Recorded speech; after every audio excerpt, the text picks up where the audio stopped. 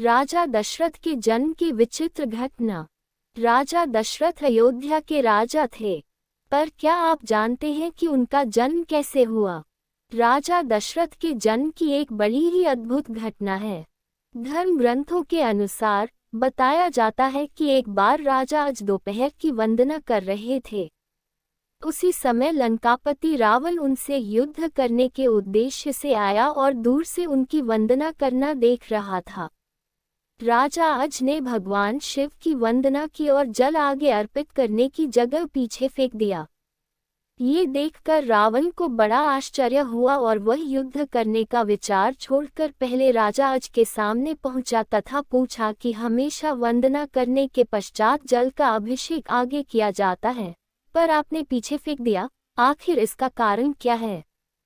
राजा अज ने कहा, जब मैं आंखें बंद करके ध्यान मुद्रा में भगवान शिव की अर्चना कर रहा था, तभी मुझे यहाँ से 1 योजन दूर जंगल में एक गाय घास चरती हुई दिखी और मैंने देखा कि एक शेर उस पर आक्रमण करने वाला है, इसीलिए मैंने गाय की रक्षा के लिए जल का अभिषेक पीछे की तरफ किया। रावण को ये बात सुनकर बड़ा ही आश्चर्य हुआ। तब रावण 1 योजन दूर उस स्थान पर गया और देखा कि एक गाय घास चर रही है, जबकि शेर के पेट में कई बाण लगे हैं।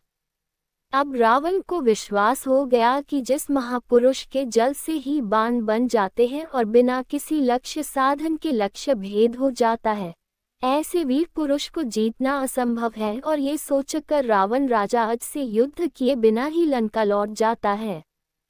कुछ समय बाद एक बार राजा अज जंगल में भ्रमण करने के लिए गए थे, तो उन्हें वहां एक बहुत ही सुंदर सरोवर दिखाई दिया।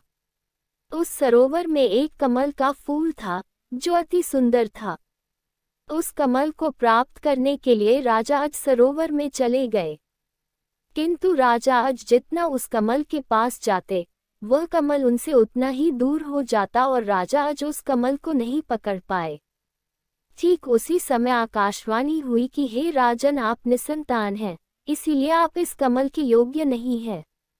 इस भविष्यवाणी ने राजा अज के हृदय में एक भयंकर आघात किया। राजा अज अपने महल में लौट आए और दुखी रहने लगे, क्योंकि उनकी कोई संतान नहीं थी। राजा अज भगवान शिव के परम भक्त थे।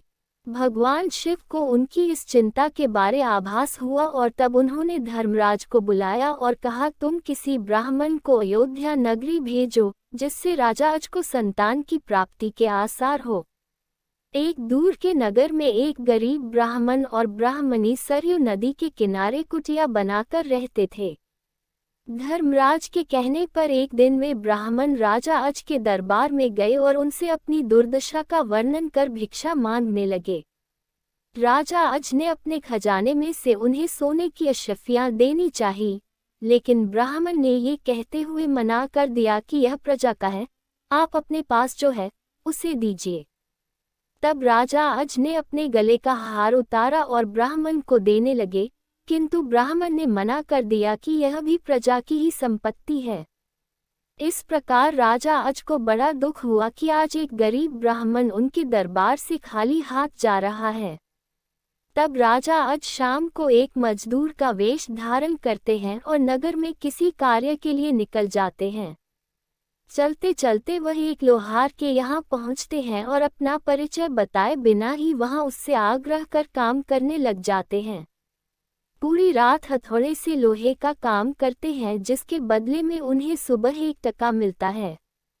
राजा 1 टका लेकर ब्राह्मण के घर पहुंचते हैं, लेकिन वहां ब्राह्मण नहीं था। उन्होंने वह 1 टका ब्राह्मण की पत्नी को दे दिया और कहा कि इसे ब्राह्मण को दे देना। जब ब्राह्मण आया तो ब्राह्मण की पत्नी ने वह 1 टका ब्राह्मण को दिया और ब्राह्मण ने उस टका को जमीन पर फेंक दिया। तभी एक आश्चर्यजनक घटना हुई। ब्राह्मण ने जहां टका फेंका था वहां गड्ढा हो गया।